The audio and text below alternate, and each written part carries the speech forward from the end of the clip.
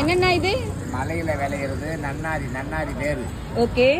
இந்த நன்னாரி வேரை வந்து மாகாளின்னுவாங்க. சரி. மலையில விளையிறதுனால மாகாளி. சரி. இந்த மாகாளியை தோல் சீவிட்டு ஊறுகாய் போட்டு ஊறுகாய் சாப்பிட்டா உடம்புக்கு அவ்வளோ நல்லது. ரத்தத்தை சுத்தப்படுத்தும், நல்ல பசி எடுக்கும். ஓகே. அதிகமாக சாப்பாடு சாப்பிட்டா ஜீரண சக்தி ஆகும்.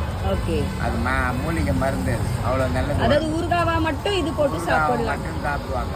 ஓகே. தண்ணிலையும் போட்டு குடிப்பாங்க நன்னாரி. அதாவது நன்னாரி. ஓகே.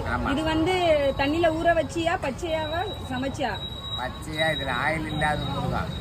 தோல் சீட்டு பொடியா கட் பண்ணி எலுமிச்சம்பழம் புரிஞ்சு உப்பு போட்டு காரப்பொடி போட்டு தயிர்ல போட்டு பெசரிடணும். ஓகே.